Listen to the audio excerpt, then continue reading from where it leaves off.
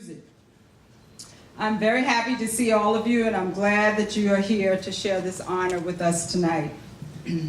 Many of you probably heard of the term, each one, teach one, which is an African-American proverb. We don't know the original author.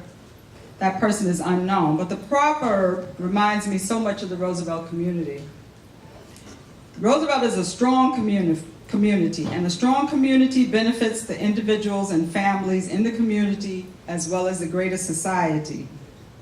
Being active within our society helps all of us. We feel connected, important, significant, and safe. Being active within our society brings us inspiration. Chuck D, where are you? Where is, oh, there he is. Chuck D and Public Enemy have been an inspiration not only to the Roosevelt community, but to other communities across the nation and the world. We thank you and your commitment. We thank you for your commitment and dedication to our community, and we congratulate you on your recent induction into the Rock and Roll Hall of Fame.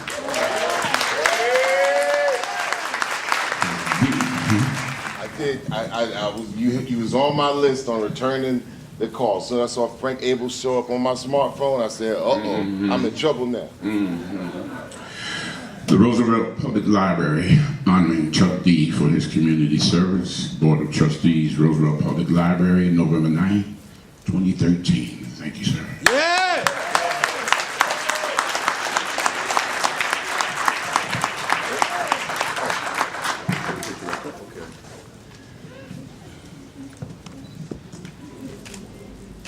Oh, this is how you're supposed to open the middle of it. Yeah, there you go.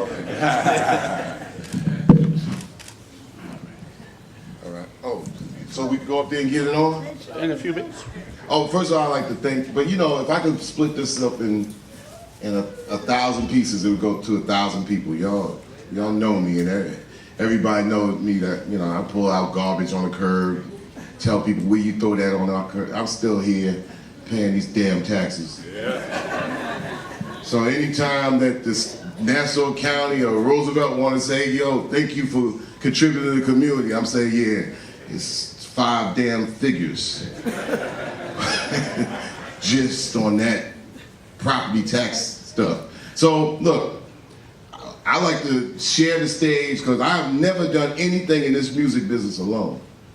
The minute one, the first day I ever got started was trying to do flyers and running into Hank and EJ the DJ, sitting on a car outside Rockville Center on a car after they had a Spectrum party, and I went there and I said, I make flyers. And both Hank and EJ looked at me, especially Hank was like, don't bother us, because we got 3 people inside there, and why are you even coming to me with that? And I said, look, I'm good at graphics, and I'm a big fan of Spectrum, and no matter where you go, I go to every single gig, and if I did your flyers, every spot would be packed.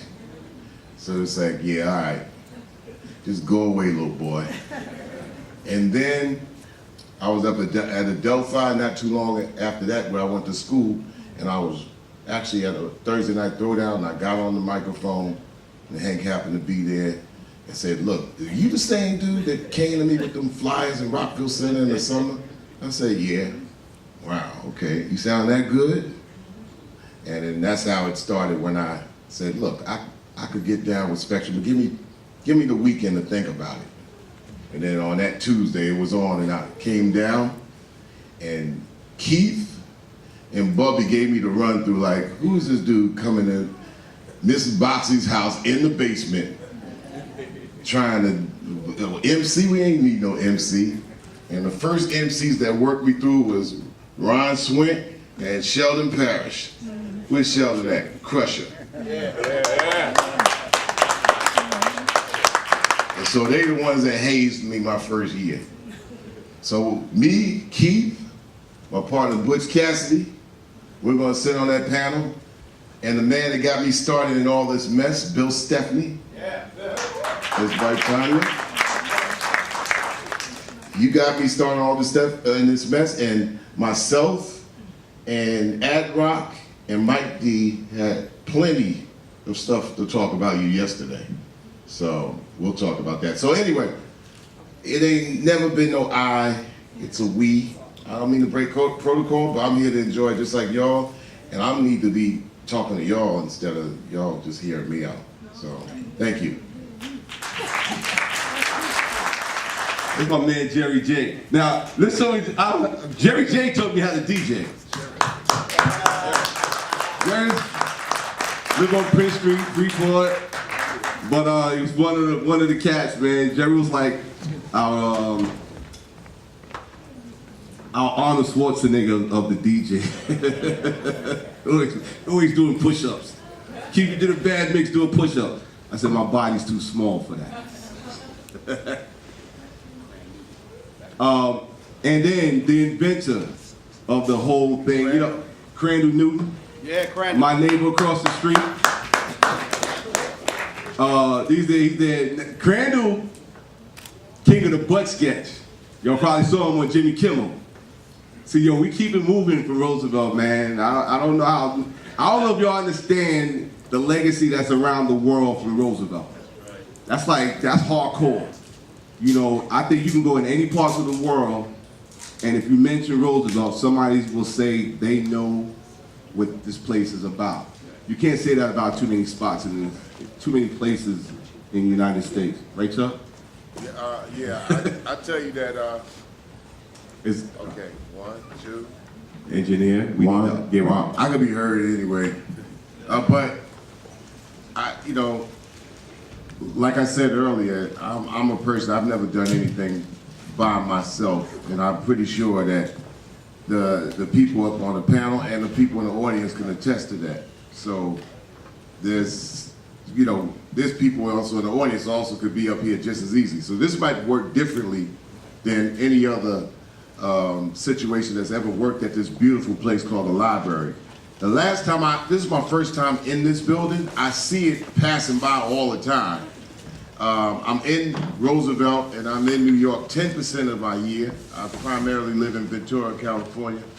My wife and I have a 2.5-year-old daughter that's actually running the universe. My oldest daughter, Dominique, actually is right there. Wave your hand down. She's actually my goddaughter. She's goddaughter. She actually runs me. She actually She's run me for the last 25 years. And my 20-year-old daughter, I actually dropped off at work before I came here, so that's why I was a little bit late. You was late last night, man. Excuse me? You was late last night. I was late last night. Look, last night, Reza Keith said it's been a busy 64 hours because we were participants on the 39th anniversary of the Zulu Nation. And this is supposed to be the 40th year of hip-hop, starting in 1973. But when they talk about the Bronx and the founding fathers, Kool Herc, and then Africa Bambaataa in 74, and then Grandmaster Flash in 76, 77, there's already was a history of music going on out here in Long Island that Spectrum started in 75. And the founding fathers of Spectrum, who were the group I looked at, were also in the building as well. I don't know if Hank is coming through or not, but we got Jerry. I was a big fan of Jerry's right throughout, you know, my whole high school years. I mean, he's the first one to play Dance to the Drummer's Beat, you know. Then I was a big fan of the man at the end of the table, EJ the DJ from Rockville Center. Yeah. Very instrumental in getting out started. And keeping our rent going at 510. This man not only a peer and a colleague, but you know, when we was 19 and 20 years old, he was the only Mr. amongst us. Everybody called him Mr. and he's known as Mr. Bill, but it wasn't just like taking off the name of Mr. Bill from the Saturday Night Live character. He was Mr. Bill. I mean, people were calling him Mr. when he was 14 years old. So he's always been grown. I don't know of a time that he's ever been a child because he's had grown people called him Mr. when he was 14. And he's the one that got us started in all this. And you know, and also Hank's colleagues, Sheldon Parrish, Billy Scott. And Billy Scott He's the master. You know, before they came out with blogs today and critics and stuff like that, he was the taste tester of everything. So if he says it ain't good, it ain't hip, it ain't cool, you had to work on your stuff over and over again because he was like, nah. That young boy he brought along called Chuck, I ain't feeling him. So it was an incredible drive. Mr. Warren was an incredible drive in this town because I remember one time he owned a roller rink and we wanted to do a Spectrum gig at the roller rink. And Mr. Warren told Hank, and I'm standing there, Hank, as the second in command. He's like, well, Hank, I would have you in the roller rink, but I don't think you could pull. And that stuck with me for 45 years. I don't think you could pull. And I was punching Hank, I was like, you don't think we could pull? We from Roosevelt. I'm seeing all these people come to Roosevelt. Because Roosevelt is that rare place, along with Hempstead, along with Freeport, but Roosevelt was really concentrated, just like, you know, greatness had to come out of here, like pressure in a 1 square mile diamond, like Sheldon Paris says in his book.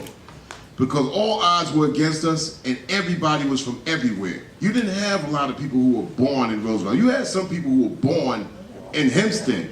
I mean, the last couple of generations, people were born in Roosevelt, like the young man who just blessed us with so much of his fine skill spitting the poetry. But back in the 70s and the 60s, you wasn't born in Roosevelt. You were transplanted here from somewhere. My parents from 151st Street, both of them. Harlem, Manhattan. Harlem is very much a strong point. You know, it's the melting center, it's the mecca of the black universe. Then you have the Bronx. People moved out here from the Bronx. Everybody moved out here from Brooklyn. And then people moved out here from Queens, and everybody had their allegiances along with them on their hip. They wouldn't leave. Yeah, I live in Roosevelt. I'm really from Brooklyn. I go to Brooklyn every weekend. Chuck, Yes. I just wanted to give you the honor of introducing one of your teachers. Yes, I was getting ready. We was leading up to the old man, We but were leading up to Mr. Todd Schlegel. Yes. And it's like, who should sit on this panel as well? who should definitely be here? Mr. Schlegel was he's everybody's teacher, but he was and I'm good at memory, but I think my 7th grade teacher. 9th grade. Wow.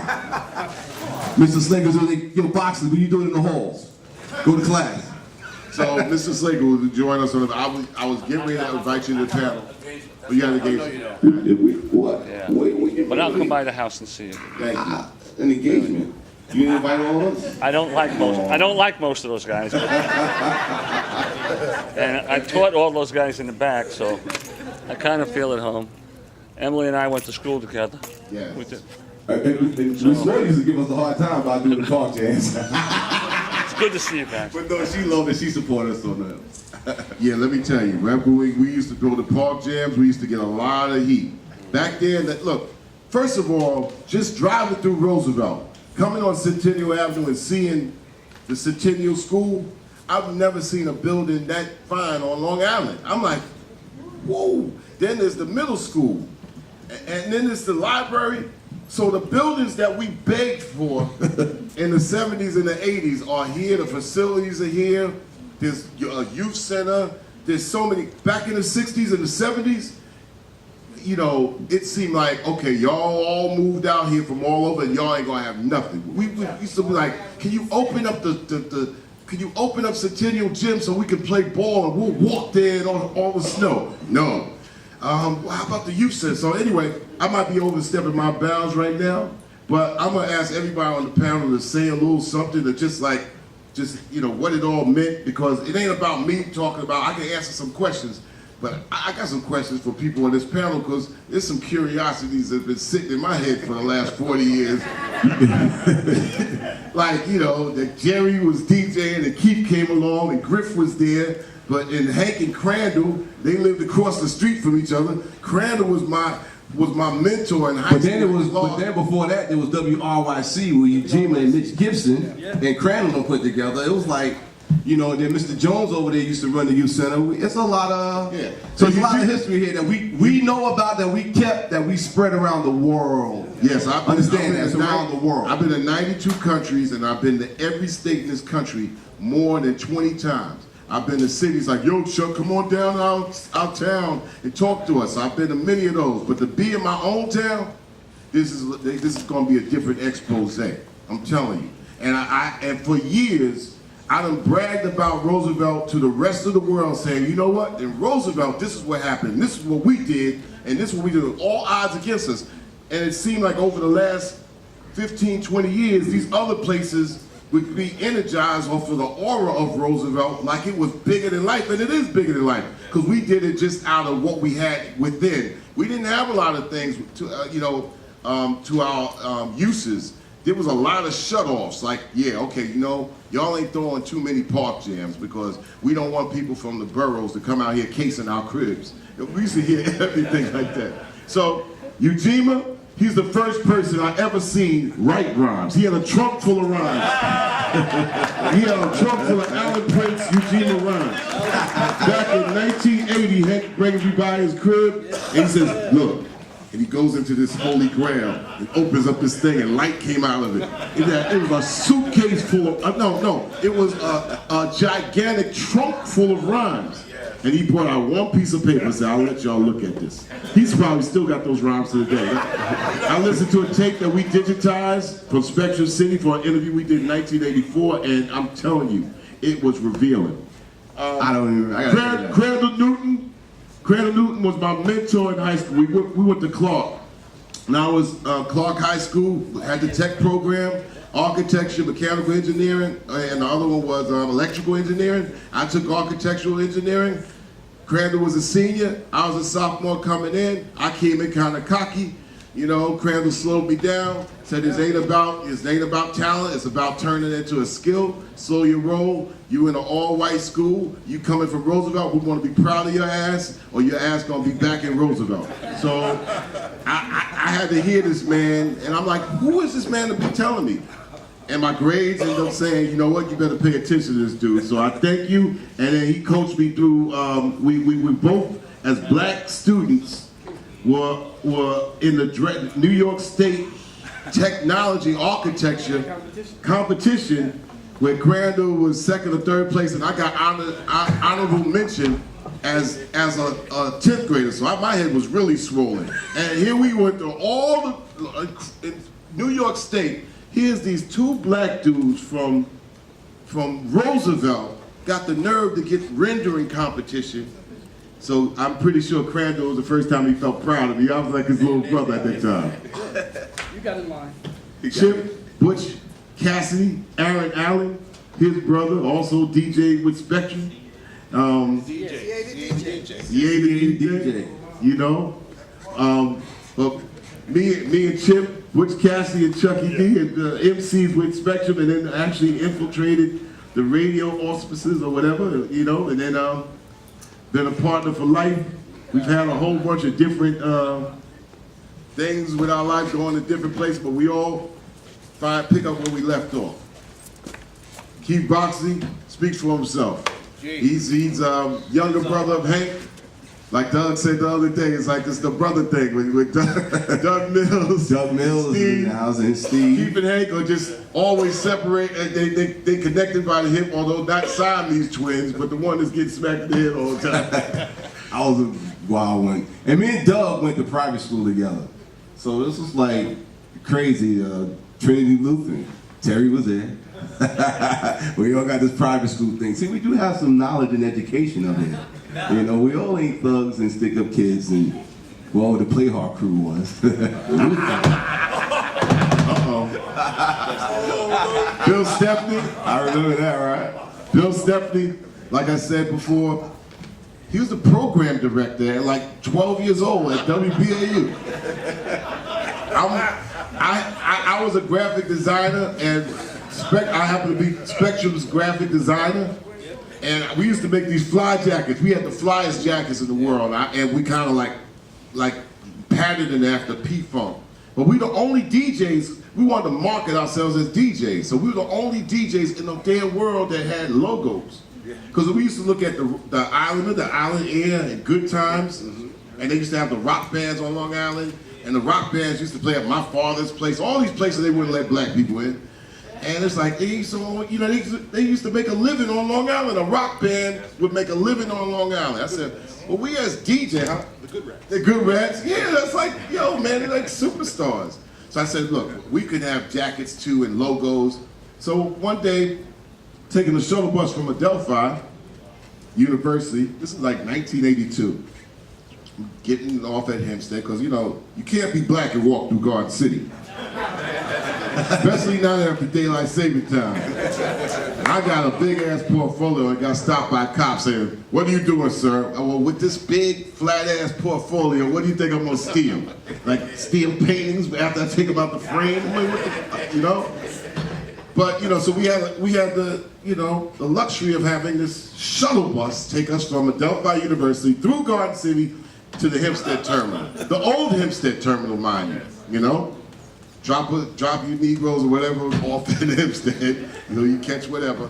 And one day I was in front of the bus leaving, and so this big voice comes behind me and says, Spectrum, hey, big fans. Turn around, it's Mr. Bill. And that friendship started from that point on that shuttle bus. So thanks to the shuttle bus from Adelphi University, because if we were both walking to South Franklin from Adelphi, one of us would have been arrested. Clearly remember like yesterday, sitting in a car in front of Bill Stephanie's house over in Hempstead on Brown Street, and me, Hank, and Bill in the car, and we wanted to go into syndicated radio, and it just wasn't going to happen, because when we said rap and hip hop back in 1984 and 83, people would like say, what? It's a fad, go home, it ain't lasting. What the hell are you talking about, syndicated what? And Bill had began working with Def Jam and thought it would be a good idea to go into recording. And I guess he'll explain more about that. And so we surrendered in that car. But anyway, then Jerry Jackson, like Keith said, one of Spectre's first DJs. I was a big fan. Just never got close to the dude. It was like, as soon as I would get like within 10 feet, get away, just get away. So I was a big fan from afar, Jerry. And but I caught all your moves from afar, and part of the reason why I became one of the biggest fans of Spectrum. And EJ the DJ, Everett James, DJ extraordinaire, the man I first met to get me started with when I met EJ and then Hank to go to make flyers, and then one thing led to another. We shared studios in Hempstead for about 15, 16 years. That's you're the last one to leave, last of the Mohicans. Yeah, 510 South Franklin Street in Hempstead. And so that's the panel right here. So, you know, and we could go on and on talking about, you know, the great days. People in the met to get me started with when I met EJ and then Hank to go to make flyers, and then one thing led to another. We shared studios in Hempstead for about 15, 16 years. That's you're the last one to leave, last of the Mohicans. Yeah, 510 South Franklin Street in Hempstead. And so that's the panel right here. So, you know, and we could go on and on talking about, you know, the great days. People in the audience, but let's share this. And like I said, regardless of whatever you might think, there's never been a big I, little you when it's come down to us. Because look, you can't SH where you sleep. You can't SH where you come from. I'm still at 3rd place, Roosevelt, Long Island, although 10% of the year. I'm 20% in Atlanta and 70% out in California. In Ventura, not LA. So people are like, yo, you in LA now? No, I'm not in LA. I mean, you get to LA and better be ready to drive up. Like it's like going to Riverhead from here. Be able to drive up. So everybody think, yo, I'm coming to see you. I'm like, I ain't coming down there. You know, so I'm up, mid-coast. And you know, and I still make it back. And my daughter runs things, and my other, you know, they run the world. So, you know, and Johnny Juice is is over there. I don't know if Juice is here tonight, but you know, he runs the studios over there. So that's the introduction.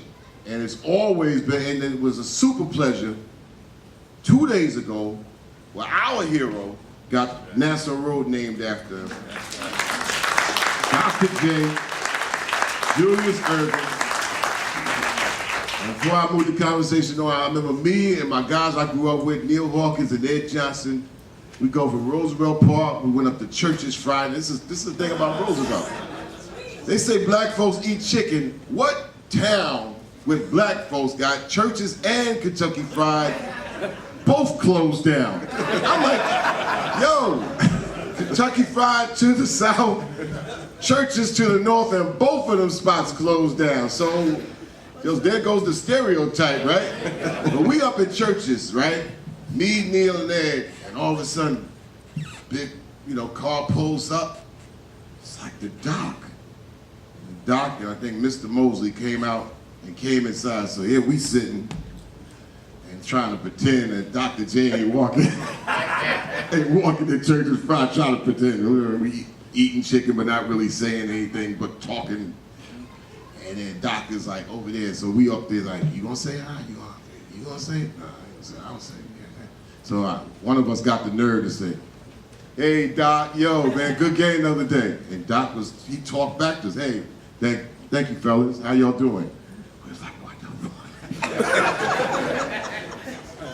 But we still look like, yeah, everything's good, yeah, thank you. And then Doc ordered, they ate like two places up. Then we left a little early. All right, Doc. I said, all right, fellas, keep doing what you're doing. Be good in school. And, of course, we got in the car. We were screaming. And people don't even get the magnitude. They talk about LeBron James, picture of LeBron James, like everything. And I spoke at Akron Public Library. The way they look at LeBron James in Akron, the same way we looked at Dr. J, but even with a gigantic, because back then you didn't have so much TV, and basketball was just everything until Eddie Murphy came along. And in Roosevelt, it was like, yo, Dr. J said, hello, back, yo, you understand how long? And so it wasn't about Dr. J dunking on somebody, scoring, getting the MVP of whatever he touched on the court. It was about when they gave him the microphone at the end of the game. Number one, he always spoke about Roosevelt Hempstead. He always was eloquent. You never was ashamed of him. And he always was humble. So we had somebody to look at, and I didn't know we was going to, be famous doing what we did, because we wanted to do music, especially in the 80s. And the 80s is like, everybody's playing ball, and then you had everybody trying to be a comedian. Because the minute we get ready for a gig, right? Yeah. And all of a sudden we watch the Saturday Night Live, and this town had just like kind of just disrespected Eddie. And then all of a sudden, Eddie used to just like go on, do his thing. He would always be participating in this and that. And all of a sudden, it was like, all right. And then Eddie just moved on and went to places, earned his chops in other places, and then the minute I remember, I was over at your crib. Yeah. Me, you, and Al Jackson, we was getting ready for a gig, and we saw, yo, Murphy's on TV. And I remember the skit where he said, if he really wanted to make y'all equal to black people, everybody equal, y'all had one of these. And he had that big box. And from that point on, that's all she wrote. It was like Eddie Murphy was, and then Roosevelt once again, it's like, wow. And then the 48 Hours thing. So in the beginning of the 80s, it was like Dr. J and Eddie Murphy. Well, how about you music making mugs? People used to say all kinds of stuff like, oh, so what y'all gonna do? Y'all gonna DJ till y'all 50? I'm 51 and I'm still DJing. right there with you. I'm burning it down. Yo, it's like, oh, y'all still messing with that music stuff? Why don't y'all gonna just did hip hop? Y'all better stop now. And yet people didn't know that, yo, look, I'm going to Delphi. I got my degree in 1984, right? Recently at Delphi, I got an honorary doctorate degree in front of Nassau Coliseum in front of 12,000 people, all right? So as I was getting busy with hip hop and we all got busy with our music, right? We was getting the education in, and we didn't really leave home. Matter of fact, it's like, you know, I didn't want to go off to out of state, so I just stayed close to home to figure out whatever we had a motto. Whatever we could learn in our different majors, maybe we could give it to each other for free, since I was paying for it. So if I wanted to talk to Bill, well, see, you could get a lot of stuff out of Bill. So Bill, you know, his education is communication and business, so whatever Bill's learning in the Duff out, sit down and listen to Bill, because he could give you what he paid for free. So that was our motto. I was in graphic design. So I was able to teach my cats aspects that I was getting in the skill for college and give it to them for free. So that's how we build. Yeah, we joked around, we clowned around, we did the music, we played and boom, boom, boom. But one thing we knew, we said, whatever we learning, when we building as people, you're gonna get what I know for free. So as I'm spending for my education, you're gonna get what I get automatically. So that meant for who was with us going to school and who wasn't with us going to school. So if they had to rub off on Butch, if they had to rub off on Flavor, you believe that or not, right? This is the man that gave Flavor his first start. Yeah, Bill, you. So I'm turning over the mic to this conversation. That's the platform, that's the layout of it all.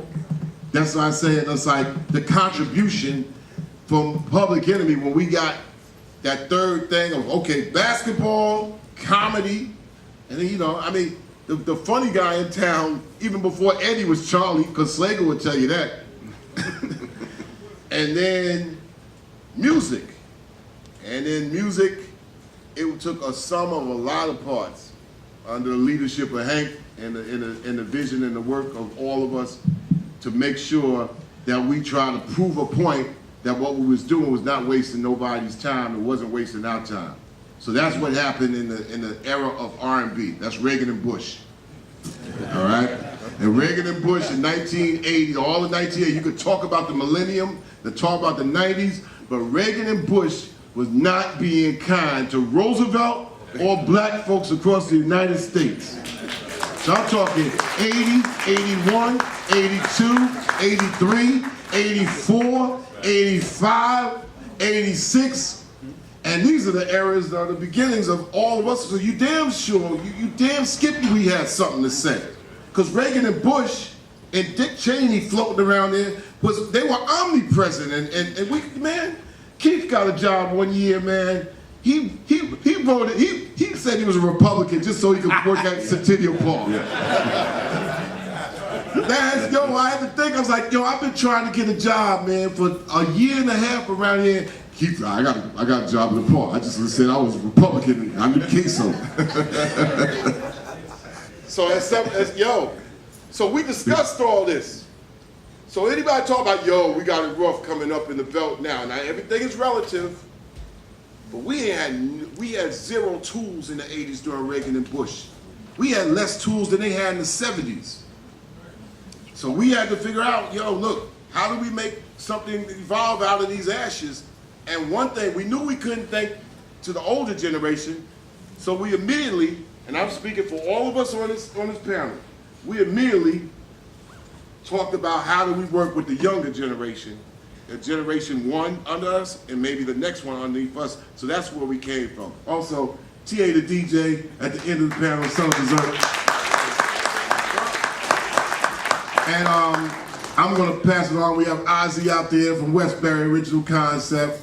My man Prince out there, you know, with Aldridge brother. So yeah, and I'd like to thank you, Mr. Abel, because working also in Uniondale and having my kids go through your programs and stuff like that, man, I thank you forever. And also working on Public Enemy, Apocalypse 91, Can't Trust It. See, some people didn't know that, huh? He said, keep it on the low. I want nobody knocking on my door. And God bless and rest in peace, Mr. Ricardo Brown. He was a man that scared me, man. He was my gym teacher in 4th grade. He's the one that said, if you come by my house and knock on my door, you're gonna get dealt with. That's the strength of having teachers, and especially male teachers, and I'm not being biased here, especially male teachers in the town. Because the male teachers that we had and coaches, they put foot in your ass back in the day. And whoever didn't have a father, you best to believe the next door person that had a father be putting foot in your ass. That's real talk. Somehow, since Reagan and Bush, a lot of that flipped backwards to the point where you have a 45-year-old trying to appeal to a 20-year-old trying to be hip. That's absolute madness. You know, 30 and over, you know, play your lane, stay out of their lane, teach them and keep it moving. But we're at a time right now where it's so twisted and upside down. Like I said, you got a 42-year-old trying to sag and just trying to be relevant to a 21-year-old thinking they in the same lane. Roosevelt, we ain't had that. There was, trust me, if I'm 14 years old, a 16-year-old is putting foot in my ass to tell me to get away. He's gonna teach me and keep it moving. It ain't based on what they had, because back in the 70s and the early 80s, ain't nobody had nothing. And one thing, and this is my last statement, Roosevelt was also a town known for somebody looking at you, nothing in their pocket, and saying, you know what, I don't want your money. You better bounce away from me. It was their inner side that was so strong.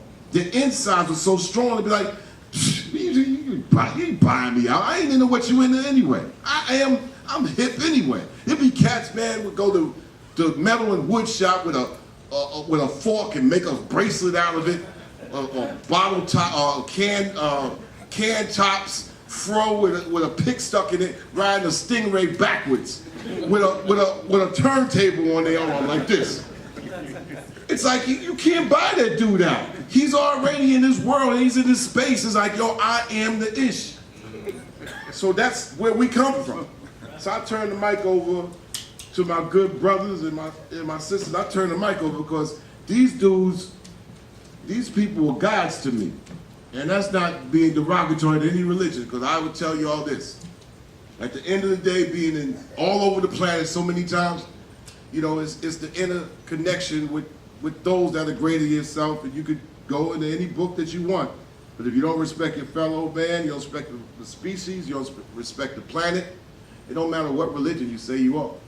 You've got to respect what's here. And we're already facing where the world has been tainted, tipped, and altered, where we got to have the respect level. So I tell people straight out, hey, hip-hop is my military. Not being derogatory to anybody in the military, but I'm a serviceman in this military or in a cultural religion. And we are here to provide service to anybody who wants to come along and do whatever they got to do in it. I'm not here to judge people, I'm here to help and guide them along. That's what we learn in sports from coaches that always coach young. But in music, you never had that. In music, you have a Mr. Abel that's coaching many young people wanting to get in music. We had Mr. Hatchet back in the day. You know, it's very important. But in music, somehow we let music spin away from us. So Roosevelt, as small as it always was, it was still small enough to get a hold on what the real world was about. Enough of me talking. I'm gonna pass the mic on. My email is simple. Chuck said it. My email is simple. chuckd@publicenemy.com. If you forget that, you don't need to have it. Yeah, I'm only on Twitter, so I ain't on Facebook like the rest of these people up here. Yo, you ain't befriend me. I ain't on Facebook. When I see you, I said, yeah, because my Twitter goes into my Facebook. I tweet all the time because it's short, sweet, get to the point. That's Mr. Chuck D. But I ain't on Facebook, ain't getting on it. I ain't getting Instagram. I'm not getting, it's only a business to me when it comes down to social networking. So mark that down. I'm turning over the mic now, and I'll add a little comment here and there. We will not waste your time, trust me. Wow. Chuck said it all. I don't have too much to say because he already speaks for me. We've been together so long. But like he said in the beginning, man, there's a lot of, actually we owe Roosevelt to where we are, you know. And I gotta really shout out my moms because, you know, I got to shout out Joe Jackson's mom too, because my mom's, man, she put up with this 24 hours, 7 days a week. Who is this guy coming into my house now, Keith? My grandmother be like, Ma, who that boy over there? I was like, yo, Grams, you know, we here to do some stuff. People, my house was the neighborhood house. Everybody came there, they slept there. My mom's had everybody open to do what we do. You know, she was that backbone. And then one day, y'all burning up my light bill. Y'all gotta get this out of here. That's what Bill came up. But she's been there, man, ever since from the youth center. Because this whole thing, like Chuck said, it goes back to our youth center. And that's where it started at. You know, Brother Haroon with the martial arts, and half of the S1Ws used to be there. It was, I never took martial arts because I didn't want to get beat up. I ain't like physical pain. But everybody around my block was. But you know, and you said girls protect you. Still do. These are girls right there. But that's where it came from. Just us being there at that youth center, man. I don't know. Well, I've been into trouble because of the youth center, but I think that youth center saved a lot of us lives just by having a place to go to, a place to hang out, and it was for the kids, man. And we was kids then. You know, my moms can always find me there. Ujima put together RYW. We used to have WRYC, which people actually thought was a real radio station. No. And then Ujima figured out how to get free records from the record label. That was crazy. And then the $2 bus stop parties in the basement. You know, that was incredible to me. And then Crandall. Y'all understand? I was a little. Well, I think I was like 12. I was like 12, man. 12, 9, running around trying to do this. And Crandall and them, I always want to hang out with the big boys. Nah, Keith, you gotta sit. You like Chuck said, you know, you gotta sit back, stay your lane. Nah, man, well, I want to come in and hang out. Nah, you gotta sit, stay your lane. But I'm gonna give it to Crandall because I think it's important to understand why this concept came about, and it's sort of crazy that I sit back. We started out as DJs. You know, we had no clue. Well, at the time, it wasn't even the Rock and Roll Hall of Fame. But when it came about, we never thought we would ever get into that. You know, it was just DJs. We just wanted to throw a party, have everybody come hear us. We play some music, and that was it. And get some girls. That's what I was good at that, boy. I used to tear the party down from Jerry Jackson, boy. I had him coming in my mom's dummy stop. I ain't gonna go there. But y'all know that's true here. I'm turning the mic over. I get myself in trouble out here. You guys make it seem so arrogant. You know, I'm a few years older. This place, Roosevelt. I live in Dallas. I've been gone for a long time. This place is a wealth. And as Chuck said, it's one of the proudest things when people ask where you're from. I can layer it up. I can say, well, I was born in Brooklyn, but then I say Roosevelt. And they snap, Roosevelt, is that? Yeah. You go down the whole litany. This whole thing Keith is mentioning about the Roosevelt Youth Center. This brother right here. That's right. Let me tell you something. If there's one thing that you want to hold on to and you want to project, is giving your word. I'm 55, so we've probably got about 15 people here who can relate to a few things I'm going to say here. My heroes were radio jocks on WWRL, cats like Hank Spann, and then later Frankie Crocker. So I was enamored with radio and that whole magic. Along with architecture, as Chuck has said, you know, we went to school, studied architecture. But Eugene tapped into me as a 15-year-old. He saw my excitement, and what did he do? He organized a trip. We went to WWRL, looking through the glass, looking at these jocks that you only hear. You know, I'm like, wow. And then he started finagling free records. And then Mr. Jones, who ran the center at the time, you know, they got some money at the youth center, and I figured I'd try my hand at architecture. So I designed this little 2-room, one was a snack bar, the other was a radio station. I think at this time I was in about 11th grade. And again, here's another arrogant point. Everybody wanted to be a DJ. But at the time, As I'm running it, I was letting only seniors be DJs.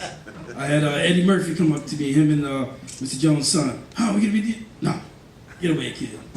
I mean, you're going to regret a lot of things in life, but so we started the radio station, and you couldn't tell us we weren't broadcasting over 1 million miles. Everyone took it seriously, and alongside this genius here, another thing too is when people blow up, you get a lot of people claiming. There's only one brother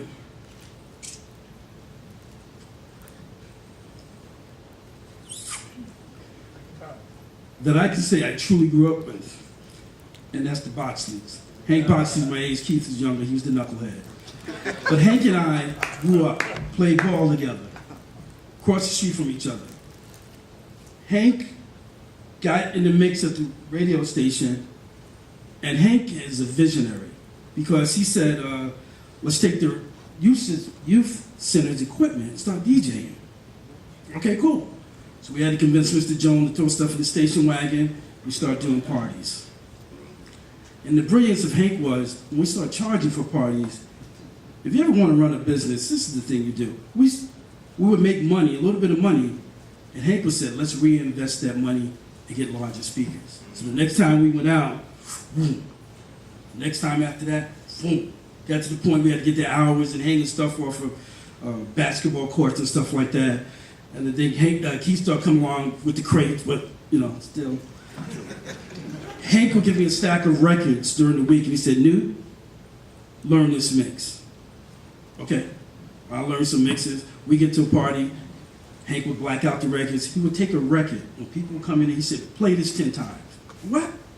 Play it 10 times. All right, I'm playing the record 10 times, let's take it off. Everyone's partying, blah, blah, blah. As the party got deep, Hank said, slap it on. And people started jamming to it, and the brilliance there was, they're like, I heard this somewhere before. Yeah, when I played that damn thing 10 times. And I sat back and I just watched him. And Jerry came along with the radio station. And another knucklehead move was time for me to graduate. I'm gonna say, when I was a senior, Chuck came to Trustful Clark. And, real studious. I think we call them bookworms. And, I'm dismissing him, another fatal mistake in my life, right? And then, but I decided when I graduated, I wanted to be an engineer. So I went away to Chicago, got a degree in engineering. And I'll never forget Miss Bosley, who I loved to death. In fact, she used to embarrass me as a 7-year-old. You know when you do stuff where adults make you do stuff, you don't realize you're making a fool of yourself? I would be there in the middle there for dancing, and they're clapping, I'm dancing more, and, only did I realize later that was some serious child abuse, right? But I'll never forget, I went off to school, and Hank stuck with it. And